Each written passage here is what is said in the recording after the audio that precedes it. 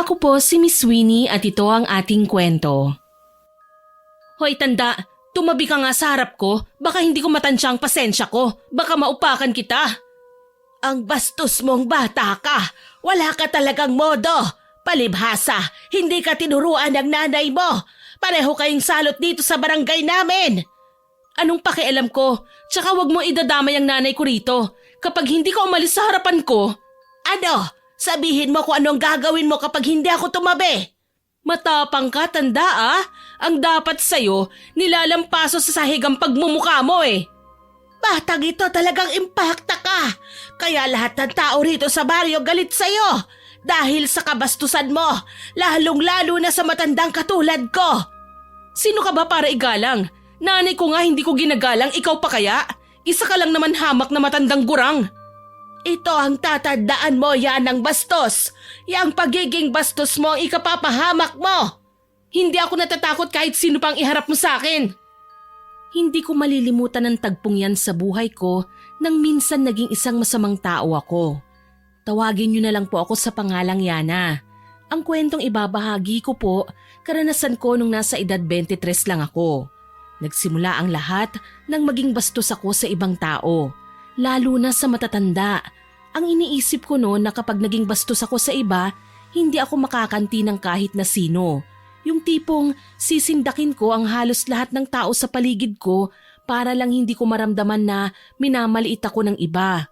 Ang dahilan po ng pagiging masamang ugali ko dahil sa nanay ko na iniwan kami ni tatay at pinagpalit sa ibang lalaki. Si Itay na ang nagtaguyod at nagpalaki sa akin. Naging kargador siya sa palengke at kalaunan nagtrabaho bilang isang magsasaka. Meron din akong isang matalik na kaibigan.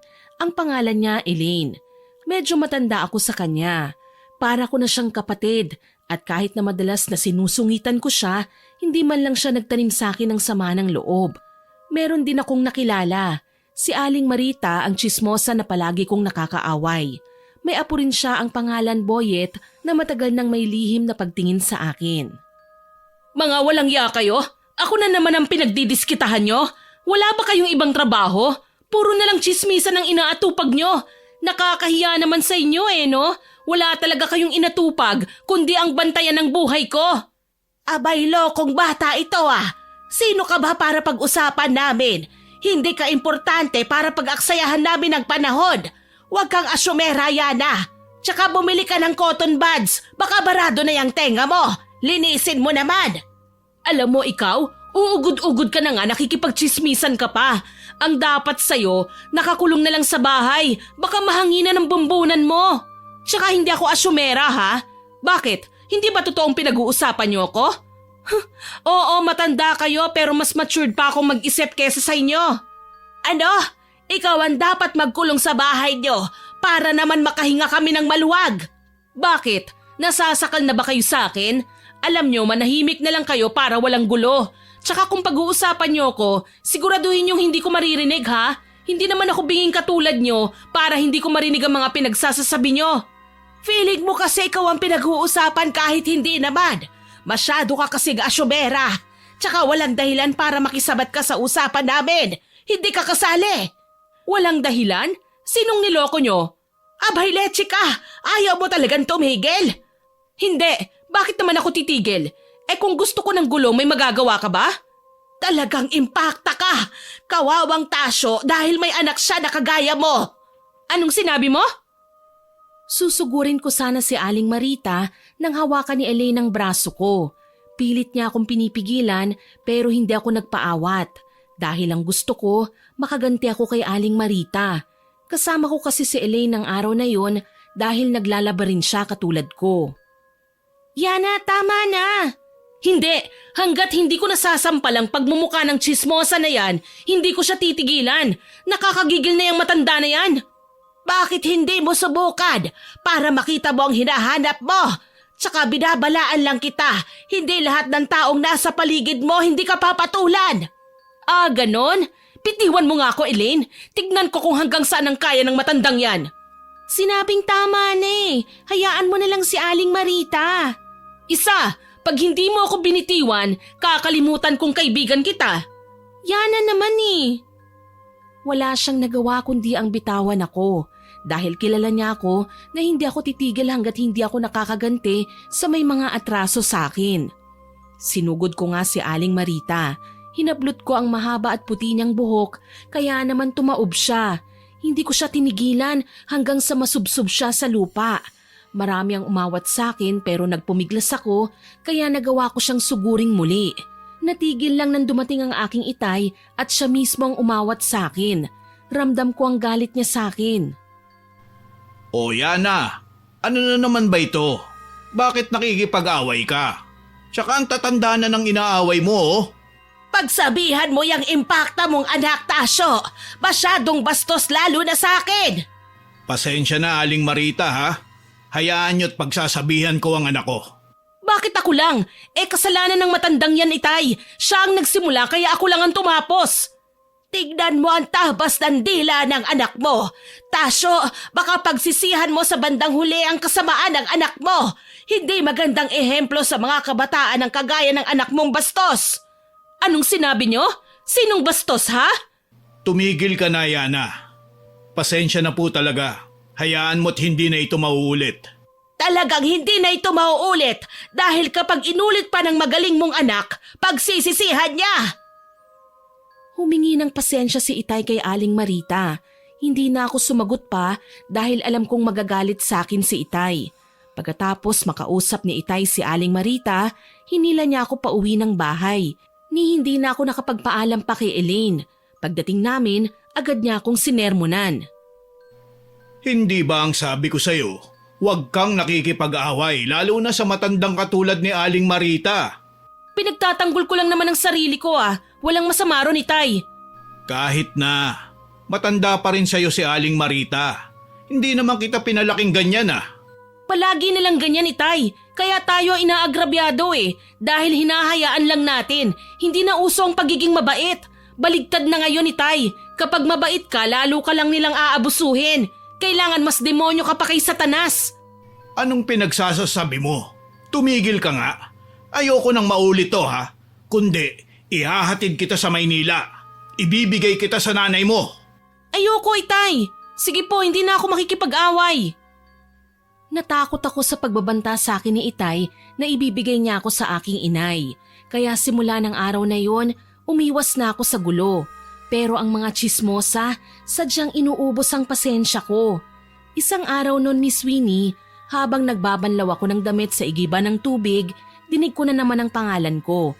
Pinagchichismisan na naman ako ng mga tsismosa na pinangungunahan ni Aling Tess, ang isa sa #1 tsismosa sa aming lugar.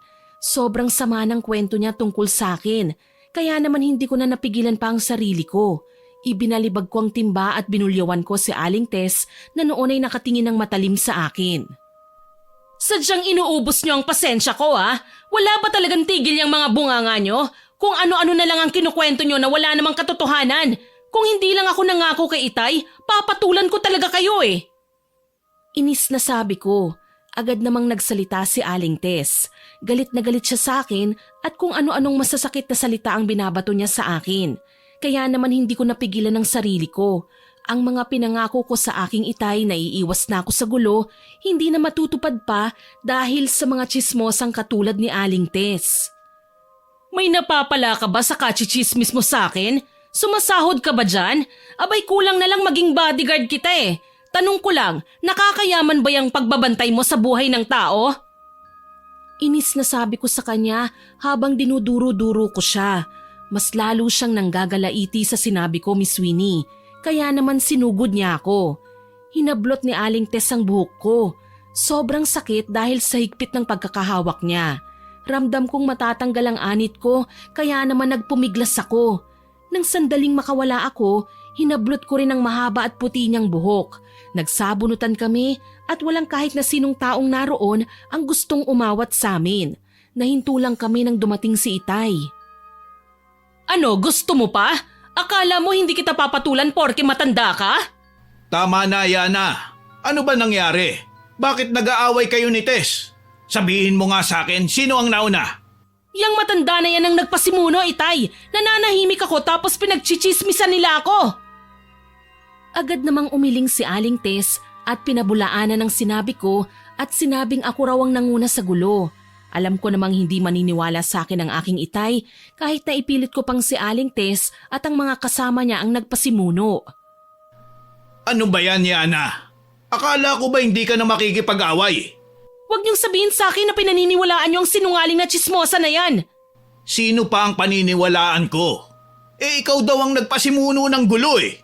Naniwala naman kayo. Tsaka hindi ako hihingi ng tawad dahil siyang nagpasimuno at hindi ako. Pagkasabi ko noon umalis ako. Hindi ko na nilingon pa si Itay na noon ay galit na tinatawag ang pangalan ko. Hindi ako dumiretso sa bahay ng araw na yon dahil ayoko munang makita si Itay kaya doon ako dumiretso sa bahay nila Elaine. Pagdating ko ron, naabutan ko si Elaine na abala sa pagwawalis ng kanilang bakuran habang kumakanta na wala sa tono. Grabe, ang sakit ng tenga ko sa boses mo ha Elaine. Grabe ka naman. Bakit? Hindi ba totoo? Hay, ewan ko sa'yo. Siya nga pala, anong ginagawa mo rito? Anong masamang hangin ang nagdala sa'yo rito? Alam mo na, buwisit kasing mga tsismosa na yan eh. Ako na naman ang nasisi dahil mga sinungaling talaga. Sa akin tuloy nagalit si Itay. Bakit? Napano ka ba? Tsaka sino naman tsismosa ang sinasabi mo? Si Aling Tess, tsaka yung mga kasama niyang tsaka. Mga peste talaga sa buhay eh. Sana kasi hindi mo na lang pinatulan para hindi na nagalit ang tatay mo sa'yo. Alam mo naman na magaling magsinungaling ang mga kapitbahay natin eh. Wala naman ako magagawa kung kakampihan ni Itay ang matandang gurang na yon eh. Alam naman natin na matagal ng type ni tatay ang matandang yon. Sa bagay, paano kung ligawan ni Mang Tasyo at pagkatapos maging madrasta mo si Aling Tess? Anong gagawin mo? Nek-nek niya. Ayokong maging madrasta ang dakilang tsismosa sa ating lugar. Tsaka hindi ko naman hahayaang makapasok siya sa buhay namin ni Itay. Pero Yana, sana naman wag mo nang ulitin yan. Kung ano man ang sabihin sa'yo ni Aling Tess, wag mo na lang pansinin para hindi na lang magkagulo at para hindi na rin magalit ang tatay mo sa'yo. Kung hindi lang naman ako pinepeste ng mga tsismosang yun di sana walang gulo. Ay basta, sa susunod wag mo na lang pansinin. Tsaka minsan gumalang ka naman sa nakatatanda. Hindi kaya nakakabuti ang pagiging bastos mo sa mga nakatatanda sa'yo? Igagalang? Kagalang-galang ba yung gurang na nga tsismosa pa? Alam mo Elaine, hindi lahat ng matatanda dapat galangin. Yung iba ginagalang mo na nga, pineperwisyo ka pa. Ganun talaga Yana. Ang importante, pakitaan mo sila ng kabutihan. Malay mo, makita nila ang kabutihan mo. Hindi na uso ang pagiging mabuti ngayon Elaine. Palibasa, hindi mo dinaranas ang nararanasan ko kaya nasasabi mo yan. Deserve lang ng mga tsismosa ang pagiging bastos ko sa kanila. Ay nako, bahala ka na nga. Basta sinabihan na kita. Lagi ka na lang kasing galit eh. Ayoko lang na balang araw pagsisihan mo yung pagiging palasagot mo. Baliwala lang sa akin ang payo niya, Miss Winnie. At para tumigil na siya sa kasisermon sa akin, niyaya ko na lang siyang mamasyal sa hindi pa namin napupuntahang lugar. Tara, maglibot na lang tayo. Gusto kong maglibang para naman hindi ko maisip ang mga nangyari kanina. Hay naku Yana, marami akong ginagawa. Pwede bang sa susunod na lang? Tsaka pag-iinitan ka na naman ng mga kaaway mo sa kabilang barangay eh. Wala akong pakialam sa kanila. Hindi ako natatakot sa mga filingera at asyumera. Dinadamay mo rin kasi ko eh. Alam mo naman na ayoko magkaroon ng kaaway. Tsaka ikaw sanay ka naman na wala ka talagang kinatatakutan maliban na lang kay Mang Tasyo eh. Alam ko naman na duwag ka, Elaine. Hindi naman gulo ang lilibutin natin eh. Alam kong ayaw ni Elaine na sumama sa akin dahil na rin sa pagiging basagulera ko. Napapagalitan kasi siya ng kanyang ina kaya naman nangako ko sa kanya na hindi ko na lang papansinin kung ano man ang marinig ko sa mga tsismosang madaraanan namin. Sige na, samahan mo na akong maglibot. Basta pangako ko sa'yo, hindi na ako magiging pasaway. Tsaka wala ako sa mood para makipag-away sa kahit na sino. Sabi mo yan ha? Sige, sasamahan kita basta promise mo iiwas ka sa gulo ha? Oo na, promise ko yan sa'yo. Natatawa lang siya, Miss Winnie. Itinapon na muna niya ang basura at pagkatapos, nagpaalam siya sa akin na magbibihis daw siya. Ilang minuto rin ang paghihintay ko bago siya lumabas ng kwarto. Buti naman at natapos ka ring magbihis. Ang tagal mo ha, halos maubos ng oras natin eh. Medyo nainip ako ah. Pasensya na kung matagal ako. Inayos ko pa kasi yung mga nahulog kong damit eh. Tsaka naghanap din ako ng susuotin ko dahil hindi ako komportable sa mga nauna kong sinukat. Okay, sinabi mo eh. Pero sa susunod sana hindi ka na mabagal, no? Lumabas na nga kami ng bahay nila. Pagkatapos, sinimulan na naming maglakad. Hindi naman alintana ang pagod sa paglalakad dahil talagang nalilibang kami sa aming mga nadaraanan. Nang makapunta nga kami sa kabilang barangay, muli ko na namang nakita ang mga kaaway kong tsismosa. Masama ang titig sa akin, kaya naman hindi ko mapigilan ng hindi mag-react. Oh, anong tinitingin-tingin nyo dyan? Baka gusto nyong dukutin ko ang mga mata nyo. Ang ganda ng araw oh, wag nyo naman sanang sirain. Sana tamaan ng kidlat yung mga bunganga nyo. Hoy Yana, tumigil ka na nga para kang tanga. Pabayaan mo sila, wala ka namang mapapala eh. Tsaka sinabi ko naman sa yung pabayaan mo na lang sila, di ba? Ikaw naman talaga oo. Eh buwisit eh, nambabadrip mga leche. Sana magkatotoo ang sinabi ko na tamaan ng kidlat ang mga bunganga nila. Mga amoy imbornal na eh. Ay nako, halika na nga. Ang mabuti pa, pumunta na lang tayo dun sa may punong mangga. Doon na lang tayo tumambay. Bago ko sumunod kay Elaine, tinapunan ko pa ng masamang tingin ng mga tsismosa na noon ay masama rin ang titig sa akin. Pagdating namin sa punong mangga, agad kaming umupo. Buti pa dito, sarap sa pakiramdam ng hangin. Di tulad dun sa atin, palibhas sa maraming nakatirang tsismosang usisera. Ganun talaga, Yana. Kahit saang lugar ka pumunta, hindi mawawala ang mga tsismosa. Eh dapat kasi, hindi na pinapanganak ang mga tsismosa. Wala silang silbi rito sa mundo kundi ang manira lang ng kapwa nila. Tulad na lang nila Aling Tess na walang ginawa kundi ang pagtsismisan ako. Hayaan mo na lang kasi. Kapag lalo mo lang pinapansin, lalo ka lang nilang iinisin. Tsaka hindi ka pa ba nasanay? Gawain na nila yan noon pa. Paano hindi ako maiinis? Eh pati si Itay, pinapagalitan din ako ng dahil sa kasinungalingan ni Aling Tess. Siyempre crush ni Mang Tasyo si Aling Tess eh. Ewan ko ba kay Itay? Nakakainis kaya? Ano bang nakita niya kay Aling Tess? Samantalang kulubot na ang balat at siguradong amoy lupa ng tsismosa na yon. Natatawa na lang si Elaine sa sinabi ko. Nilibang na lang namin ang aming mga sarili sa pagkukwentuhan. Halos hindi na namin namalayan ang oras sa tagal naming naroon. Mukhang oras na para umuwi. Baka hinahanap ka na rin ni Mang Tasyo. Hindi ako hahanapin nun. Siguradong galit pa sa akin si Itay dahil pinatulan ko si Aling Tess.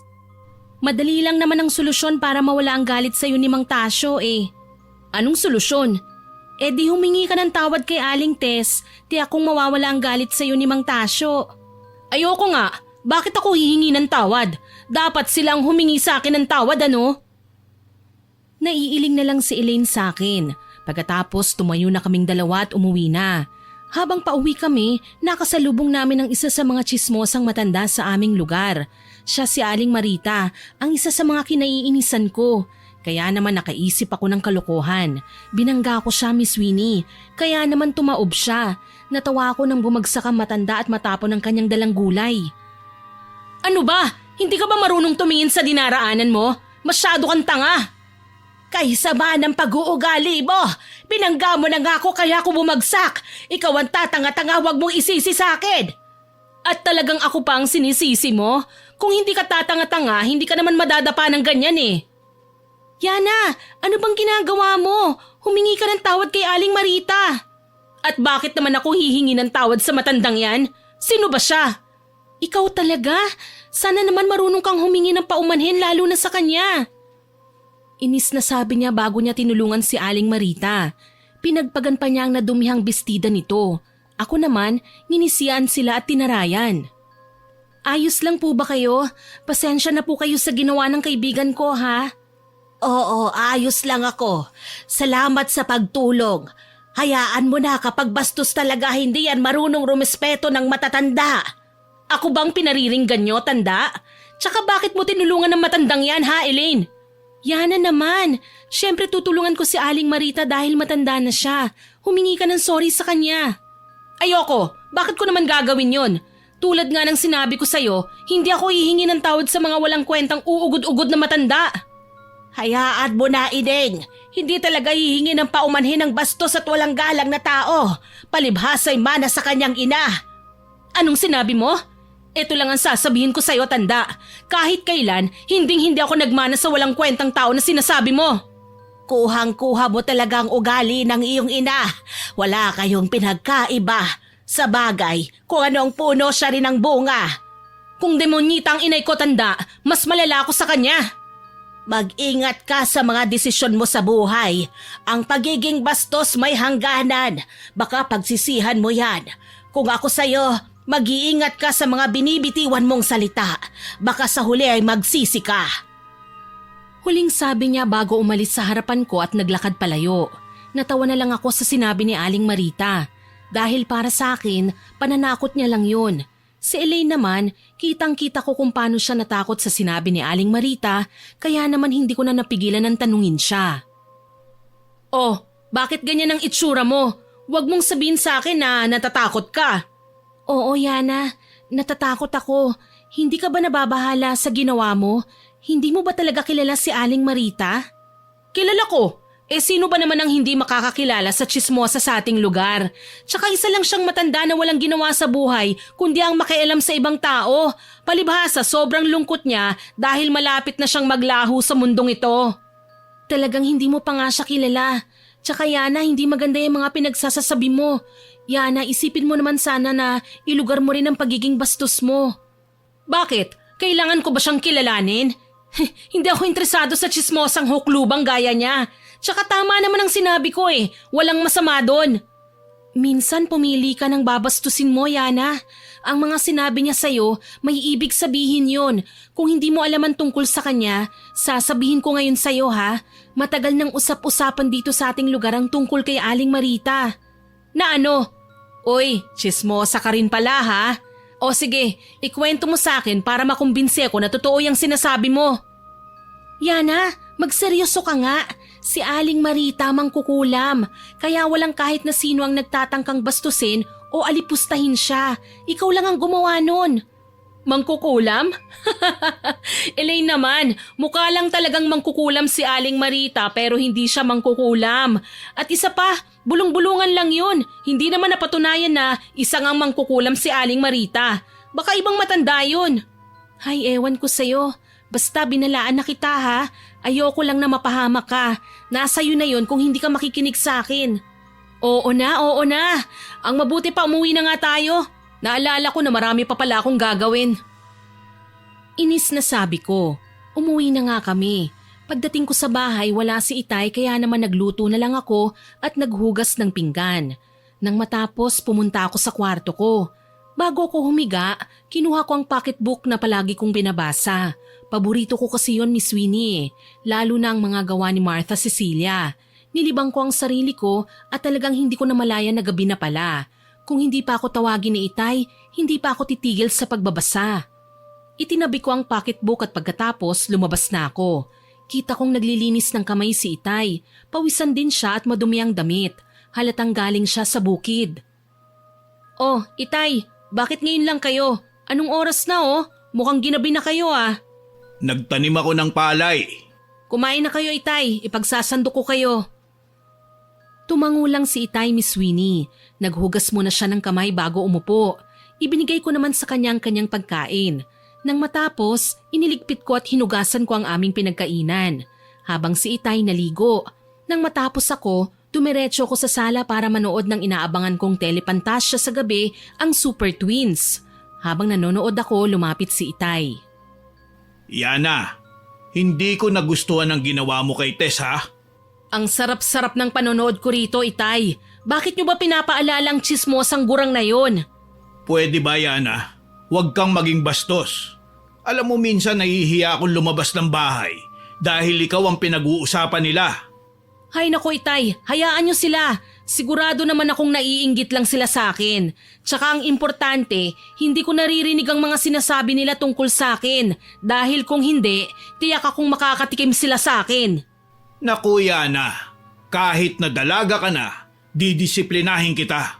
Hindi ako papayag na maging ganyan ka na lang habang buhay. Si Itay talaga wag nga kayong masyadong OA.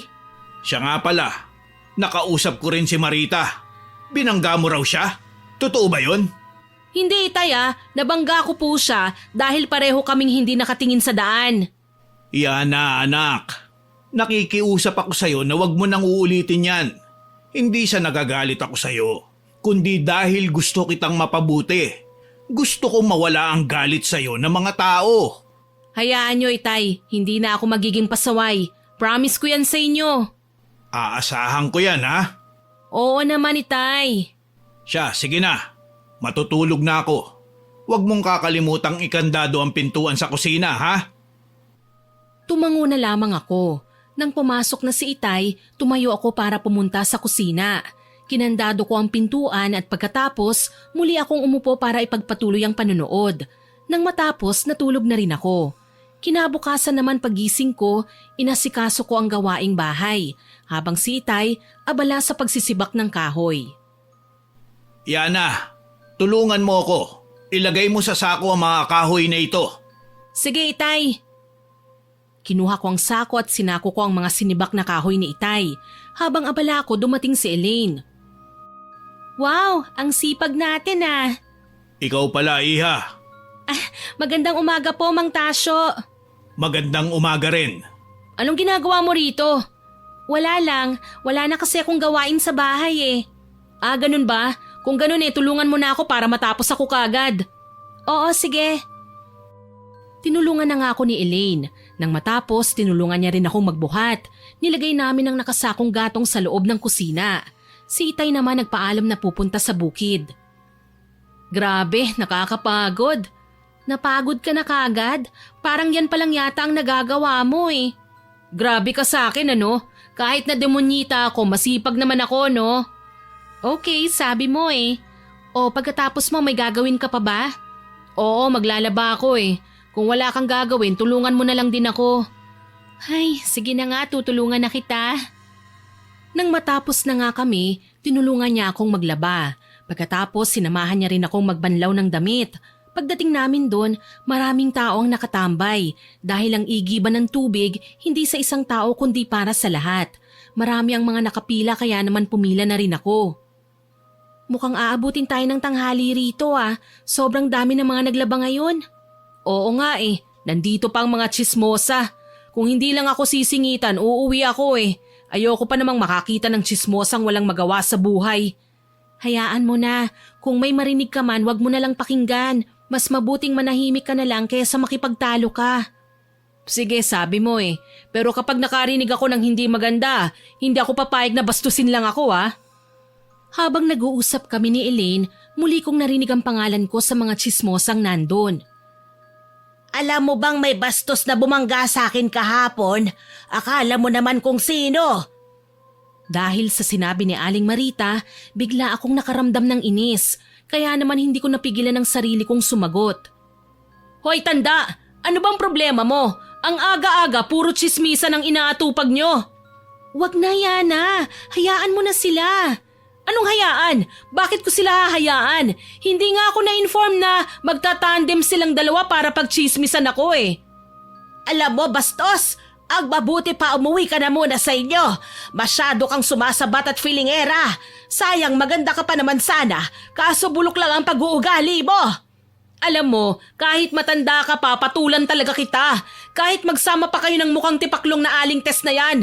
Tsaka kahit isama nyo pa yung mga alipores nyong mukhang espasol.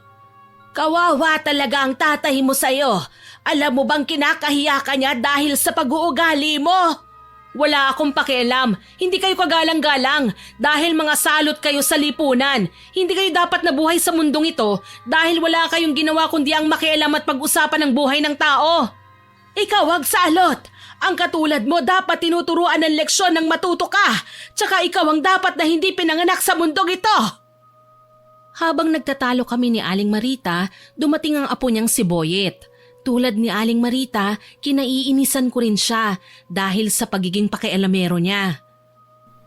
Lola, bakit nagtatalo na naman kayo ni Yana? Ano ba nangyari?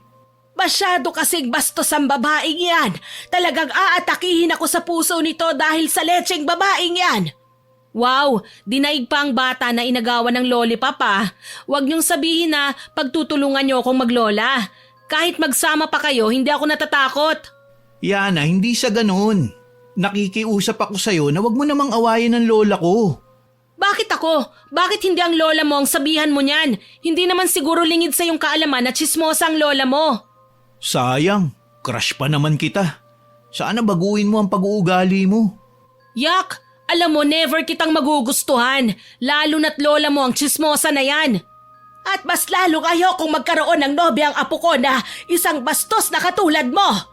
Lola, tama na po. Ang mabuti pa, umuwi na muna tayo. Magpahinga na lang po kayo. Baka mamaya tumaas na naman ang dugo niyo eh. Yan, ganyan nga. Para naman mabawasan ang kinaiinisan ko rito. Tsaka painumin mo ng malamig na tubig yan. Para naman mabawasan ang init ng ulo ng lola mo. Grabe ka naman sa lola ko. Paano kayo magkakasundo kung palagi na lang kayo nagbabangayan? Liligawan pa naman kita eh. Pwede ba, Boyet? Iuwi mo na nga yung lola mo. Makapagbuhulin ko pa kayong dalawa eh. Natatawa na lang si Boyet sa akin. Hindi naman lingid sa aking kaalaman na matagal na akong gusto ni Boyet. Nagtangka na rin siyang manligaw sa akin pero ayoko. Nang umuwi na silang maglola, tumahimik ang paligid. Ang mga tsismosa na kanina lang pinagchichismisan ako, tumigil na rin. Akala siguro nila hindi ko sila papatulan. Kahit na nangako ko kay Itay na hindi ako magiging palaaway kung ganyan naman ang ginagawa nila sa akin, hindi ko naman hahayaang agrabyaduhin nila ako. Paano kung magsumbong na naman sila Aling Tess? Tiyak na pagagalitan ka na naman ni Mang Tasyo. Hayaan mo sila. Alam kong hindi naman sa lahat ng pagkakataon paniniwalaan sila ni Itay. O siya, sige, magbanlaw na tayo. Tapos na sila Tsaka marami pa tayong kasunod, mamaya pati sila makaaway mo. Tumango ako, binanlawan na nga namin ang damit at pagkatapos namin, agad na rin kaming umalis doon. Pag-uwi, tinulungan na rin ako ni Elaine na magsampay. Pagkatapos nito, uuwi na muna ako ha. May gagawin din ako sa bahay eh. Nakalimutan ko kasing tupiin ang mga nilabhan ko. Oo, sige, salamat sa tulong mo ha. Tumango na lamang si Elaine. Nang matapos kaming magsampay, umuwi na nga siya. Ako naman pumasok na sa loob para magluto. Dahil sigurado akong gutom na si Itay. Pasado 2:00 na ng hapon nang dumating si Itay. O Itay, bakit ngayon lang kayo? Anong oras na Oo nga eh. Hindi ko na malayang hapon na. Nagugutom na nga ako eh. Sakto, nagluto na ako. Ang mabuti pa kumain na kayo. Ngumiti si Itay. Umupo na siya kaya naman pinaghain ko na siya ng kanyang makakain. Pagkatapos, nagtungo ako sa sala para manood ng drama sa hapon. Mga pasado 4:00 na nang pinatay ko ang TV dahil kailangan ko pang isilong ang mga damit. Magsisilong ka na ba ng mga damit? Oho, Itay. Sige, pagtapos mo, bumili ka na ng ulam natin ha? Tumango ako. Nang matapos akong magsilong, sinunod ko na nga ang utos ni Itay. Pagdating ko sa tindahan ni Aling Nena, naandun ang mga tsismosa. Nang makita nila ako, matatalimang titig na pinukol nila sa akin. Hindi ko na lamang sila pinansin dahil nagmamadali rin ako. Aling Nena, pabili nga po ng sardinas sa 3 itlog, pati na rin po ng sibuyas at bawang. Sabi ko. At dahil doon, nagsitawa na ng mga tsismosa at nagparinig pa sila sa akin na kaysa maraw ng ugali ko pero ang ulam, sardinas at itlog lang daw. Kaya naman hinarap ko na sila at tinitigan din ng masama. Oh, anong masama kung sardinas at itlog ang ulam namin? Kayo, may ulam ba kayo? O baka man tubig at asin lang? Nakangising sabi ko. Kita ko ang inis sa mukha nila dahil maraming tambay doon na tinawanan sila. Lalo na nang wala silang maisagot. Sa susunod kasi, kapag makikialam kayo sa buhay ng may buhay, pwede ba siguraduhin yung may makakain kayo na masarap ha? Huling sabi ko bago ko kinuha ang binili ko. Pag uwi ko, agad ko na yung niluto. Nang matapos kumain na rin kami ni Itay. Bukas nga pala, gagabihin ako ng uwi. Pupunta kami sa kabilang bayan para magbenta ng palay. Sige ho, Itay. Yana, ayokong may mabalitaan sa pag-uwi ko ha. Gusto ko, maayos pa rin pagbalik ko. Oho, Itay. Tsaka kila Elaine lang naman ako tatambay eh. Alam nyo naman ang mga tsismosang may galit sa akin. Hindi sila titigil hanggat hindi ko sila pinapatulan. Umiwas ka na lang, Yana. Hindi ko maipapangako yan, Itay. Napailing na lang si Itay sa akin. Pinagpatuloy na namin ang pagkain. Pagkatapos kumain ni Itay, pumasok na siya sa kanyang kwarto habang ako naman hinugasan ang aming pinagkainan. Nang matapos ako, dumiretso na rin ako sa aking kwarto dahil nakaramdam na rin ako ng antok. Habang mahimbing ang tulog ko, nanaginip ako ng masama. Nasa isang madilim na paligid ako, kung saan nakapalibot ang naglalakihang puno at sa kadiliman may isang anino ng tao. Unti-unti raw akong lumapit sa kanya hanggang sa makita ko ang pamilyar na mukha ni Aling Marita sa malapitan. Aling Marita? Anong ginagawa niyo rito? Teka, bakit nandito ako? Nababahalang sabi ko. Habang si Aling Marita hindi nagsasalita, nakatitig lang siya ng matalim sa akin at ang ngiti niya nakakatakot. Dahil doon unti-unti akong napaatras. Takbo raw ako ng takbo pero wala naman makitang daan at liwanag. Dinig na dinig ko ang nakakatakot na halakhak ni Aling Marita. Ano bastos? Kaya mo pa ba?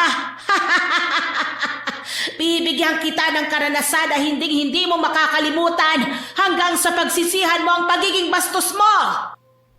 Sabi niya. Napapikit naman ako sa takot hanggang sa bigla na lamang akong nagising. Pawisan ako at napabangon mula sa pagkakahiga. Hinawakan ko ang dibdib ko dahil sa sobrang hingal. Pakiramdam ko, totoo na nangyari yun. Lecheng panaginip to parang totoo. Sambit ko. Bumangon ako at pumunta sa kusina para uminom ng tubig at para na rin mahimasmasan ako. Pagkainom ko, bumalik na ako sa kwarto pero hindi na ako nakatulog dahil sa takot na bumalik ang bangungot ko. Lecheng matanda yun Pati sa panaginip ko ginugulo ko. Hay, makapagbasa na nga lang ng pocketbook.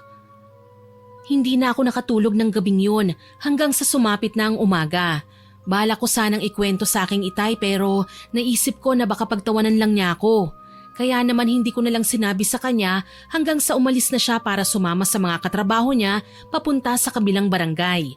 Pag alis ni Itay, ginawa ko ng mga gawaing bahay. Pagkatapos, pumunta ako kina Elaine para ikwento ang tungkol sa panaginip ko. Tulad nga ng inaasahan ko, tumawa siya. Yan, minumulto ka na. Kung ano-ano kasing kalokohan ang pinaggagawa mo Ang weird lang kasi parang totoo Tsaka hindi naman ganun kalala kapag nababangungot ako Ay nako, pinapaalala lang sa'yo na kailangan mo nang galangin si Aling Marita at Aling Tess. Tsaka panaginip lang yon, kabaliktaran sa tunay na buhay. Puro ka naman kasi kalokohan Pero siguro tama ka nga, masamang panaginip lang yon na kailangan kalimutan. Alam mo, para makalimutan mo ang panaginip mo, samahan mo na lang ako na ihatid ang pagkain ng aso sa kubo. Ayoko nga. Makikita ko lang ang hambog na boyet na yon. Masisira na naman ang araw ko. Grabe ka naman. Makahambog ka Akala mo wala kayong pinagsamahan. Tsaka mabait naman si boyet Talagang wala. Lalo na't kadugo niya yung matandang gurang na yon. Makipagbati ka na lang kasi kay Aling Marita. Mabait naman sila. Ang kaso naiinis lang kasi sila sa ginagawa mo. Kaya ganun ang trato nila sa'yo. Kaibigan ba talaga kita? Parang sa kanila ka kumakampi Pati ba naman ako pag-iisipan mo? Ang mabuti pa tara na dahil siguradong kanina pa nagugutom ang alaga ni Inay. Tumango na lang ako. Tinulungan ko na lang siyang magbitbit ng kanyang daladala. Ang mga pagkain yun kasi para sa mga alaga nilang hayop. Pagdating namin doon, nakita ko si Boyet na nakangiti sa akin kaya naman tinarayan ko siya. Uy, ang sungit naman ni Yanan, dalagang mahal ko. May dalaw ka ba ngayon? Kaya ganyang kainit ang ulo mo? Pwede ba, Boyet? Ang ganda ng araw ko Wag mo naman sanang sirain. Tsaka wala akong panahon sa'yo para makipagbiruan. Walang kasing ganda ang araw kung masisilayan ko ang maganda mong ngiti. Palagi ka na lang kasing seryoso at masungit Sige ka, ikaw din. Ang pagiging masungit, maagang tatanda. Talagang maaga akong tatanda kung pineperwisyo ko ng tulad mo at ng lola mo. Wala talaga kayong magandang gagawin kundi sirain ang buhay ko no? Yana, tumigil ka na nga. Ikaw na ang nagsabi na magandang araw ngayon. Kaya hayaan mo na yung si Boyet. Binibiro ka lang naman niya nakakainis kasi. Akala mo naman gwapo. Uy, sinabihan niya akong gwapo. Yes! Akala ko hindi niya ako mapapansin Natawa na lang at napailing si Elaine. Ako naman naiinis sa sinabi ni Boyet. Pero ang totoo, Miss Winnie, gwapo po talaga si Boyet. Tara na, tulungan mo na lang ako magpakain. Hayaan mo na lang siya dahil binibiro ka lang niya. Lalo ka lang maiinis kapag pinansin mo siya. Hindi ako marunong magbiro, Elaine. Handa akong ligawan si Yana kahit na alam kong ayaw niya sa akin. Kaya nga gusto ko magkabati na sila ni Lola para naman maligawan ko na siya. Yun kung papasa ka sa kanya. Huwag ka nang mangarap pa. Tara na, pakainin na nga natin ang mga aso para naman makauwi na tayo. Nauna akong nagpunta sa kulungan. Padabog kong inilagay ang pagkain ng mga aso sa lagayan. Pansin kong natatawa lang sa akin si Elaine at ganun din si Boyet. Nang matapos, niyaya ko nang umuwi si Elaine. Tara na, umuwi na tayo. Ayokong magtagal dito dahil baka makasakal na ako ng hayop. Alam mo naman na nangangati ang kamay ko pag hindi ako nakakaganti. Oo na, Madam Yana. Oy, narinig mo ba, Boyet? Sabi ni Madam, uuwi na kami. Sinisira mo kasi ang araw niya Ingatan mo ang prinsesa ko Ayoko siyang masaktan. Mamahalin ko pa siya, di ba? Yana, my loves. Kapag hindi ka pa tumigil, uupakan kita. May loves mo yung mukha mo. Nakakadiri ka. Che! Tawa lang ng tawa si Boyet sa sinabi ko. Kaya naman inis akong naunang maglakad kay Elaine. Hindi ko na pinakinggan pa ang mga sinasabi ni Boyet. Nang makauwi na kami sa bahay ni Elaine, nakahinga na ako ng maluwag. Buwisit na butiki na yon. Akala niya siguro papatulan ko siya. Yuck! Yuck talaga ha? Hello, ang pogi kaya ni Boyet. Tapos sasabihan mo siyang mukhang butiki? Ikaw lang ang nagagwapuhan sa butiki na yon, hindi ako. Grabe ka talaga sa kanya. Baka sa huli kayo pang magkatuluyan niya na. Mas grabe ako pag sinakal ko siya. Pasalamat na lang siya dahil nagtitimpi ako ha. Tsaka pwede ba, wag mo ngang isipin yan. Never akong magkakagusto sa mukhang butiki na lalaking yon. Amasona ka talaga, kaya hanggang ngayon single ka pa rin Sayang ang gwapo ni Boyet, tapos nire-reject mo lang siya. Wow ha, nagsalita rin ng single. Napakamot naman siya ng kanyang ulo na dahilan ng pagtawa ko. Pareho kasi kaming single at hindi pa nagkakaroon ng boyfriend. Oo na, alam ko naman na single rin ako Tsaka ayokong magka-boyfriend, sakit lang sila sa ulo. Tama yan, kaya kung totoo man naman liligaw sa akin si Boyet, hindi ko siya sasagutin dahil sasakit lang ang ulo ko sa kanilang maglola. Nailing na lang si Elaine. Pagkatapos naming magkwentuhan, nagpaalam na ako na uuwi na. Pinagmemeryenda pa niya ako pero agad ko siyang tinanggihan. Pag uwi ko, kumain na ako dahil nagugutom na ako. Kahit nabastos ako sa matatanda, mahiya naman ako sa sarili, no? Pagkatapos kong kumain, naglaba ako ng mga pinagbihisan ni Itay na palagi niyang ginagamit sa tuwing nagtatrabaho sa bukid. Nang matapos, agad akong pumunta sa igiban ng tubig at tulad nga ng inaasahan ko, naroon ang mga tsismosa. Hindi ko na lang sila pinansin dahil wala ako sa mood para makipag-away sa araw na yon. Nang makalapit ako sa igiban ng tubig, babanlawan ko na sanang damit dahil wala namang nakapila. Pero nagulat ako nang biglang sumingit si Aling Tess. Kaya kahit wala ako sa mood, tinarayan ko siya.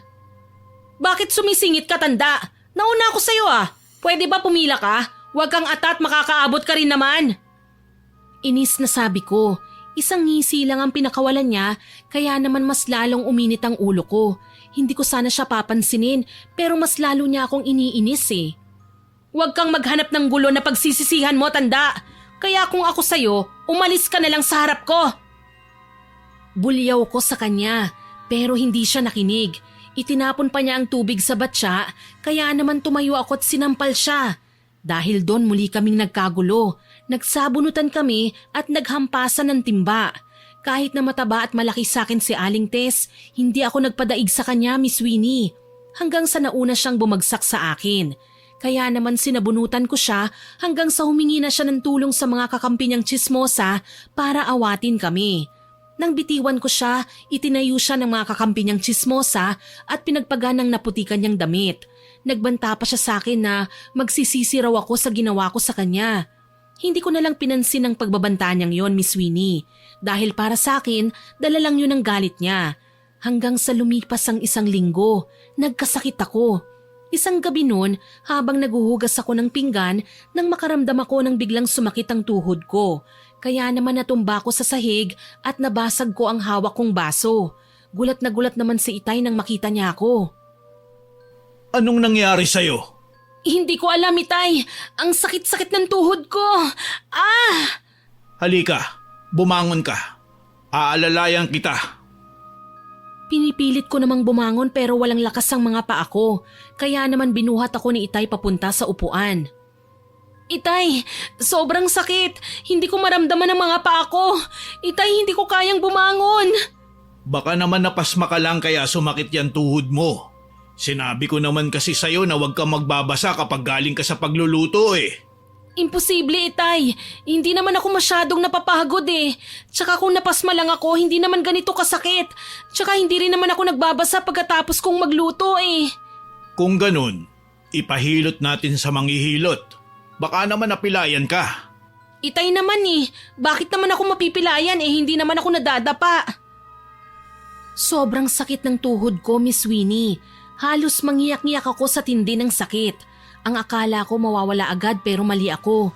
Lumipas ang mga araw, hindi pa rin ako makalakad. Mas lalong tumitindi ang sakit, kaya naman nagpasya na si Itay na ipasuri ako sa doktor. Nang sinuri ako, wala raw silang makitang sakit sa akin. Imposible, Dok. Kung walang sakit ang anak ko, bakit hindi siya makalakad? At bakit sumasakit? Tanong ni Itay, pero hindi raw alam ng doktor dahil ginawa na raw nila ang lahat para malaman kung anong sakit ko pero wala silang mahanap. Hindi na ba ako makakalakad, Itay? Makakalakad ka. Hahanap tayo ng ibang doktor.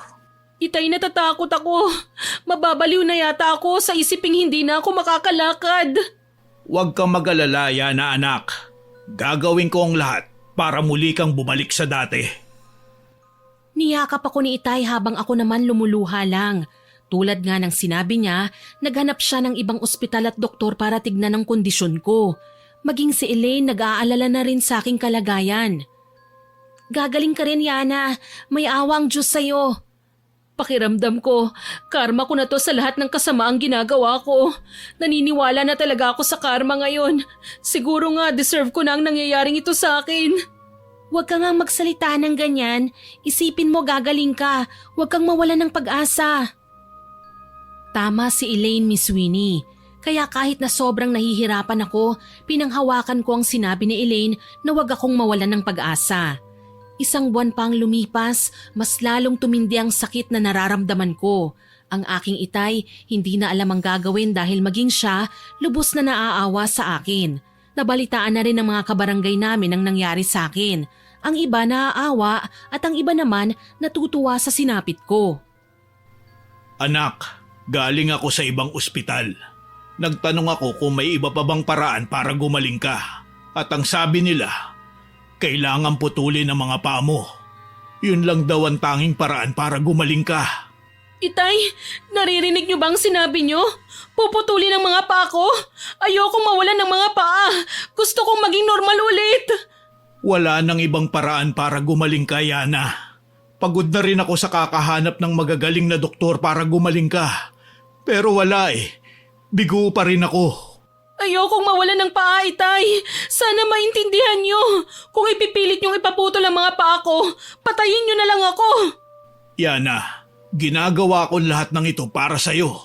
Sa tingin mo ba, gusto ko mawalan ka ng mga paa? Yana anak, hindi ko kaya. Hindi ko kaya na maghirap ka. Humagulgol lang ako. Si Itay naman lumabas ng kwarto. Maya-maya pa, pumasok na rin si Elaine na kararating lang galing sa kanilang bahay. Oh, anong nangyari? Bakit ka umiiyak? Nag-away ba kayo ni Mang Tasyo? Hindi naman, pero gusto niyang ipaputol ang mga paa ko para mawala na itong sakit na nararamdaman ko. Ano? Ipapaputol ang paa mo? Oo, at kapag nangyari yun, guguho ang mundo ko. Alam mo ngayon, nakukumbinsi na talaga ako na karma itong nangyayari sa akin. Sobrang sama ko kasi. Huwag mong sabihin yan. Hayaan mo, tutulong ako para makahanap ng gagamot sa'yo. Paano? Doktor nga, hindi makita ko anong sakit ko eh. Kaya paano mo ako matutulungan? Saglit na huminto si Elaine sa pagsasalita. Tila may naisip siya hanggang sa maya-maya kita ko ang pagkaseryoso ng mukha niya. Ano kaya kung humingi tayo ng tulong sa albularyo? Baka sakaling malaman mo kung anong dahilan ng lahat ng yan. Hay nako, huwag ka nang mag-aksaya ng panahon. Tsaka ang mga ginagamot ng albularyo, mga nasaniban at mga nabati ng mga nilalang na hindi nakikita. Kaya nga nagkasakit sila eh. Wala naman sigurong masama kung susubukan eh. Tsaka mas mabuti nang maghanap ng paraan kaysa putulin yung mga paa mo. Tama siya, wala nga akong ibang paraan. Kaya naman nagtiwala ako sa kaibigan ko. Naghanap nga siya ng albularyo pero ang mga nahahanap niya ayaw akong tulungan dahil may galit sila sa akin. Noon ko lang napagtanto na malaki pala ang ginawa kong kamalian. Pasensya na ha, ang hirap kasing kumbinsihin si Mang Totoy eh. Si Mang Cosme naman, hindi na raw niya kaya pang manggamot. Baka raw mauna pa siyang matigok sa'yo eh. Hayaan mo na. Wala naman tayong magagawa kung ayaw nila eh. Siguro nga kailangan ko na lang tanggapin na ito na ang kapalaran ko. Oo, naging masama ka sa iba lalo na sa matatanda. Pero hindi naman yun rason para danasin mo ang lahat ng yan. Pero nararanasan ko na. Ito na yun oh. Habang nag-uusap kami nang pumasok sa kwarto si Itay, may bisita raw akong dumating at gusto raw akong makausap. Sino sila, Itay? Imbis na sumagot si Itay, lumabas siya ng kwarto ko at ilang minuto lang bumalik siya kasama niya si Aling Marita at Boyet. Anong ginagawa nila rito, Itay? Nandito sila para tulungan ka. Kaya sana, huwag mo silang bastusin. Baka naman nandito lang sila para pagtawanan ako. Kaya kung ano man ang tulong na iaalok nila, hindi ko tatanggapin. Baka sa huli maging utang ko pa ang buhay ko. Ayoko pa namang magkaroon ng utang na loob sa iba. Hindi kami naparito para kutsain ka. Narito kami para tulungan ka. Nakikita kong malala ang kalagayan mo. Kaya kahit na gaano pa kalaki ang kasalanan na ginawa mo sa akin, handa pa rin kitang tulungan. Tama si Lola, Yana. Nandito siya para tulungan ka. Sana pagbigyan mo siya. Ano bang magagawa mo? Sa tingin mo ba maaalis mo ang sakit ng mga paa ko? Doktor nga, hindi ako napagaling eh. Ikaw pa kaya? Yana, nakikiusap ako sa'yo. Huwag kang maging bastos. Sinabi ni Aling Marita ang pwedeng dahilan ng lahat ng nangyayari sa'yo. Hindi ako kumibo, Miss Winnie. Para sa akin, wala ring saysay ang sasabihin ni Aling Marita. Kaya naman napailing ako. Sige, sabihin mo kung ano ang dahilan ng lahat ng ito. Sabihin mo kung dapat ko bang paniwalaan ang sasabihin mo. Yana, sana magtiwala ka kay Lola. Gusto lang niyang maging maayos na ang kalagayan mo. Sige na, Yana. Baka sakali na tama ang kutob ko. Sana lang mali ako. Anong kutob? Pakiramdam ko kasi kinulam ka eh. Kaya hindi makita ng mga doktor ko anong sakit mo. Kulam? Sa tingin mo kinulam ako? Kung ganun, sino ang kukulam sa akin? Ah, alam ko na. Siguro kaya narito ka para lalo akong bigyan ng sakit ano? Kasi alam ko naman namang kukulam ka eh. Sigurado akong ikaw ang nangulam sa akin. Pinagbibintangan mo ba ako? Nasa ganyang kalagayan ka na nga, nagiging bastos ka pa. Ano ba naman yung pag-uugali ng anak mo, Tasyo? Kaya hindi ka takataka kung may nanalbahi sa kanya eh, dahil napakabastos na bata. So inaamin mo nga na ikaw ang may gawa nito. Huwag ka nang magsinungaling pa. Bistado na kita. Yana! Pasensya na, Tasyo. Kung ganyan ang anak mo, hindi bali na lang. Siguro nga ayaw niyang gumaling at iniisip niya pa rin na karma ang nangyayari sa kanya. Pasensya ka na talaga sa inasta ng anak ko, Aling Marita. Hayaan niyo't kukumbinsihin ko siya. Di bale, kapag bumait ng anak mo at kailangan niya ng tulong ko, bukas ang pinto ng bahay ko. Tawagin mo na lang ako o di kaya itong apo ko. Sige, salamat po, Aling Marita. Bago pa man umalis si Aling Marita, tinignan pa nila ako. Pag alis nila, sinermonan ako ng aking Itay. Yana naman, ikaw na nga itong tinutulungan. Ikaw pa itong bastos. Talagang wala ka na bang balak magbago? Eh Itay, ramdam ko naman na siyang may gawa nito sa akin eh. Kung talagang kinulam niya nga ako. Tsaka hindi yun imposible dahil isang mangkukulam si Aling Marita. Paano mo naman nasabi na siya nga ang may gawa niyan? May ebidensya ka ba? Wala, pero alam na natin na mangkukulam siya. At lalo pa akong naniniwala dahil bali-balita na marami na raw kinulam ang matandang yon. Hindi lahat ng sinasabi totoo. Pwedeng gawa-gawa lang yun para masira ang isang tao. Yana, hindi lahat ng kwento totoo. Yan ang lagi mong tatandaan. Minsan, gawa-gawa lang ng iba yan para may mapag-usapan. Tama si Mang Tasyo, Yana. Nakikita ko naman at nararamdaman na mabuti ang intensyon sa'yo ni Aling Marita. Sana magtiwala ka sa kanya. Hindi na lamang ako sumagot. May punto sila lalo na si tatay. Pero natatakot pa rin ako sa katotohanan. Ang katotohanan na kinulam nga ako para paghigantihan sa lahat ng taong inagrabyado at binastos ko. Habang lumilipas ang mga araw, mas matindi na ang sakit na nararamdaman ko. Umabot na yun sa tagiliran at sa mga kamay ko. Dahil doon hindi na nga nakatiis pa si Itay. Muli na nga niyang pinuntahan si Aling Marita. Agad naman siyang pumunta. Papasok pa lang si Aling Marita, labis siyang nabahala. Ramdam kong malaki ang galit ng nanalbahi sa iyo. Sana mapakiusapan natin siya. Gawin niyo ang lahat, Aling Marita. Nakikiusap ako sa inyo. Handa akong magbayad para lang gumaling ang anak ko. Huwag kang mag-alala. Ang totoo dati akong mangkukulam. Kaya kong labanan ng kapwa ko mangkukulam. Kaya asahan mong magtatagumpay tayo. Salamat, Aling Marita. Tatanawin ko itong malaking utang na loob. Sige, ang mabuti pa maghanda kayo. Tasyo, isarado niyo ang pinto at bintana. Apo, tulungan mo si Tasyo. Agad namang sinunod ni Itay at ni Boyet ang utos ni Aling Marita. Habang si Aling Marita, hinahanda niya ang lahat ng kanyang gagamitin. Nang matapos sila, umupo na sila sa tabi ko kung saan ako nakahiga. Gumamit ng insenso si Aling Marita at pinausukan ng buo kong katawan. Gising ako sa mga oras na yon pero hindi na ako makagalaw dahil sa tindi ng sakit. Maya-maya pa, umusal siya ng mga dasal na hindi ko maunawaan kung anong ibig sabihin. Nang matapos siya, hinawakan niya ang mga binti at ganun din sa mga kamay ko at pagkatapos muli siyang nag-usal ng dasal sa hangin pero hindi pa rin nawala ang sakit na nararamdaman ko. Masyadong malakas ang may gawa dito sa'yo pero huwag kang mag-alala. Gagawin ko ang lahat mawala lang ang kulam sa'yo. Tulad nga ng sinabi ni Aling Marita, ginawa niya nga ang lahat hanggang sa lumabas na ang dugo mula sa kanyang ilong. Nag-alala naman si Boyet at dahil sa lakas ni Aling Marita, nagawa niyang alisin ang kulam sa akin. Hingal na hingal siya pagkatapos. Si Itay at si Elaine nakahinga ng maluwag. Magaling na siya, Tasyo. Sana hindi na siya ulit kulamin. Hayaan mo, kakausapin ko ang may gawa niyan sa kanya. Maraming salamat, Aling Marita. Utang ko sa iyo ang buhay ng anak ko.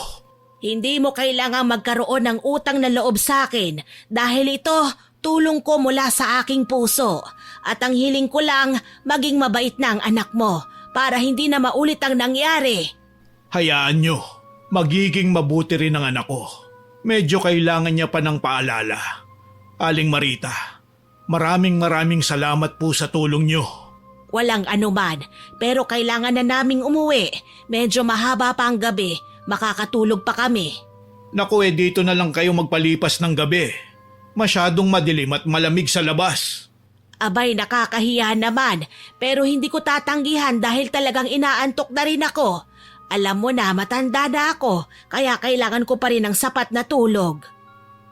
Tumawa si Itay.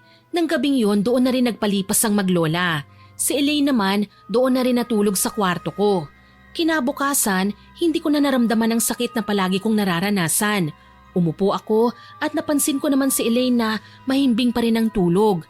Kaya naman dahan-dahan akong tumayo. Sa una, kinakabahan pa ako. Pero nang makatayo ako, labis akong napaluha nang muli kong maramdaman ang mga paa ko.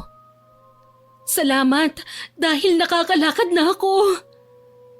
Masayang bulong ko sa aking sarili.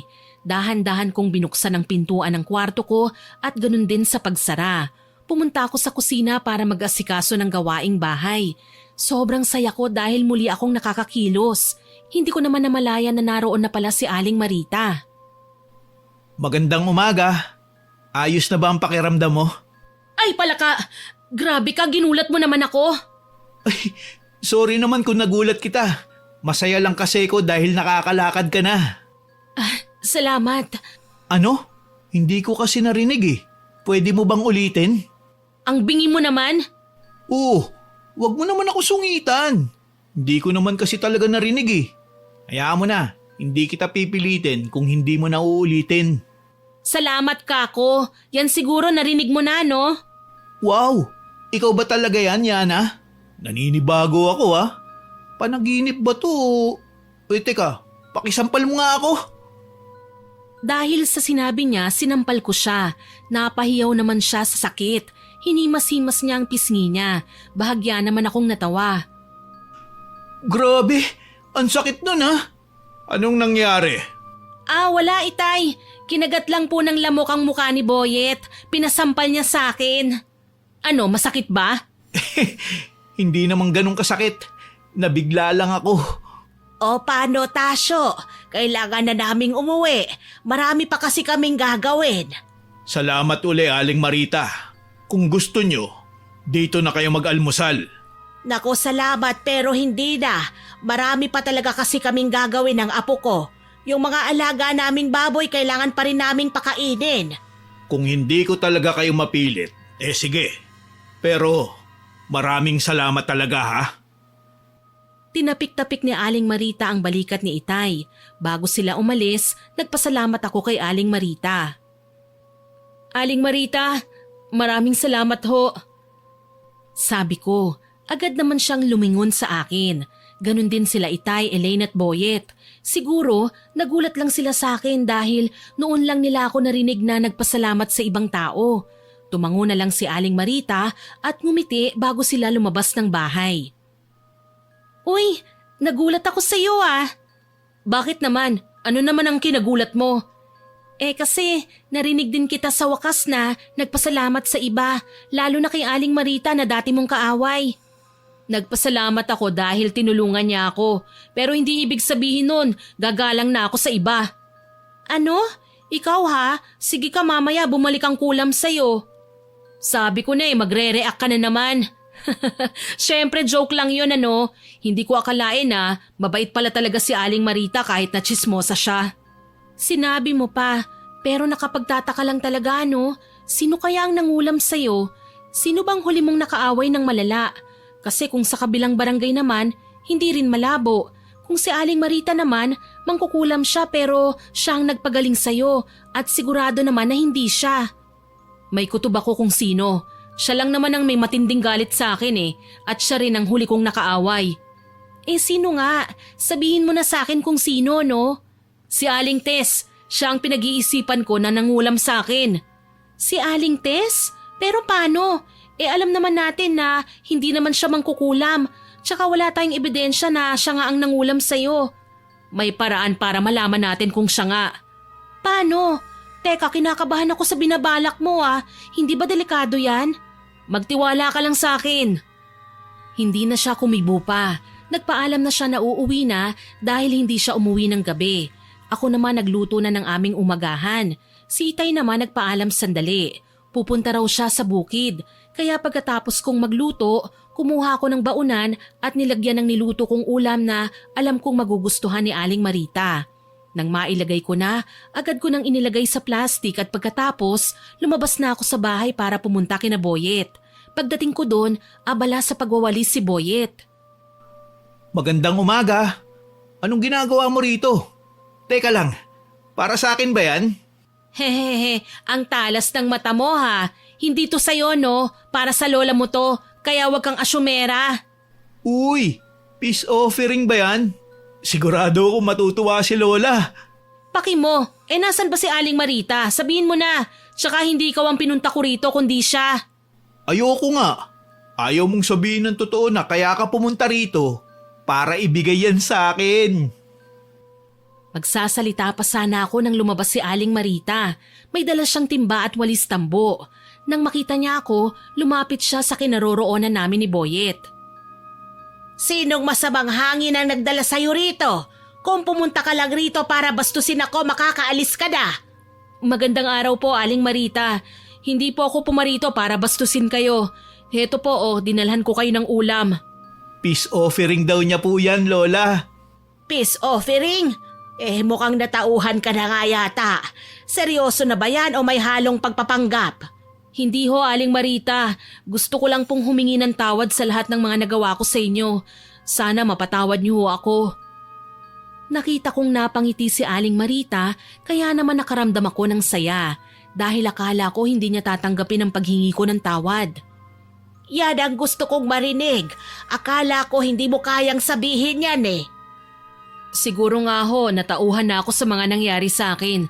Siguro huli na nga ito para mabawi ang lahat ng mga nagawa ko sa mga taong nasa paligid ko. Hindi ko ho alam na sobrang sama ko na pala. Alam mo, Yana, hindi laging una ang pagsisisi. Ang mga nangyari sa'yo, isang aral na magdadala sa'yo sa tuwid na daan. Lahat ng tao pwedeng magbago katulad mo. Nakikita kong sigurado ka na sa sarili mo. Sana tuloy-tuloy na yan. Susubukan ko po, pero bago yon sana tanggapin niyo po ito. Iniabot ko sa kanya ang lagayan na may lamang ulam. Natuwa naman ako nang tanggapin niya yon. Masarap ba ito? Baka naman sumakit ang tiyan ko rito.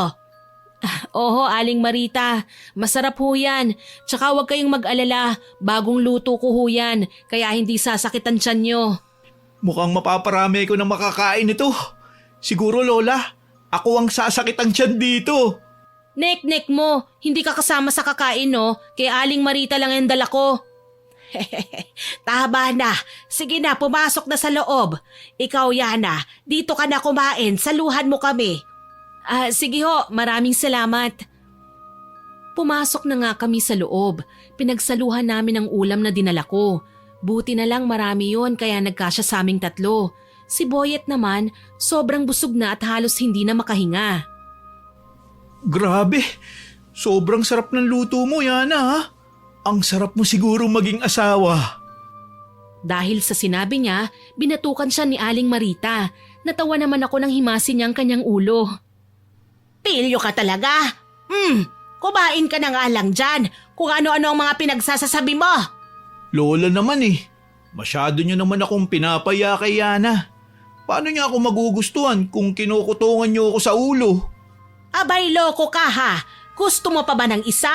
Kung ano-ano na lang yan lumalabas sa bibig mo na hindi mo mapigilan. Ayos lang po yun, Lola. Ang importante, alam niya po na gusto ko siya. Di ba, Yana? Ha? Hindi ko alam yan ha. Wala ka namang sinasabi sa akin eh. Pagsisinungaling ko, mas lalo namang humagalpak ng tawa si Aling Marita nang itanggi ko ang sinabi ni Boyet. Kita ko sa mukha ni Boyet ang pagkapahiya niya kaya naman huminto na siya sa pagsasalita. Oh, bakit parang natahimik ka? Napahiya ka, no? Ha, masyado ka kasing mahangin kaya nata-turn off sa'yo ang mga kababaihan Hindi wala naman po akong magagawa kung ayaw ako ng gusto ko. Gwapo naman ako at mabait. Pero bakit hindi pa rin ako mapansin ng gusto ko? Hambog ka kasi, tsaka may pagkaisip bata ka, kaya kahit gwapo ka, hindi ka talaga magugustuhan ng taong gusto mo. Try mong baguhin yan para mapansin ka niya. O siya, sige na. Tapusin nyo na yung kinakain nyo. Mamaya na kayo mag-aminan. Namula naman ako sa sinabi ni Aling Marita. Nang matapos kaming kumain, nagpasalamat at nagpaalam na ako na uuwi na. Pero bago yun, tinanong ko si Aling Marita kung alam niya ba kung sino ang nangulam sa akin. Aling Marita, bago ho sana ako umuwi, gusto ko lang sanang magtanong sa inyo O sige, ano ba yon? Aling Marita, curious lang ho ako kung sino ang kumulam sa akin. Gusto ko lang po sanang itanong kung alam niyo ba kung sino ang nangulam sa akin. Bakit, Yana?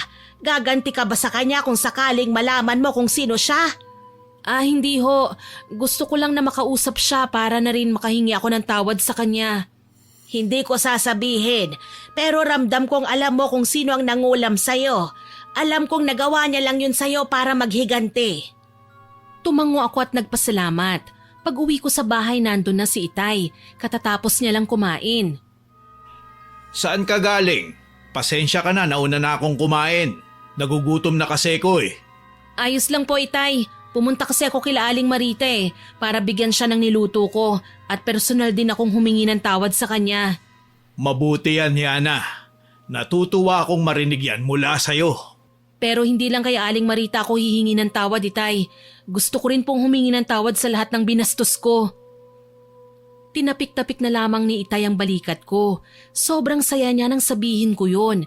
At sa bawat araw na nagdaan, isa-isa kong pinuntahan ang mga taong inalipusta at binastos ko. Agad din nila akong pinatawad kaya naman nakaramdam ako ng ginhawa.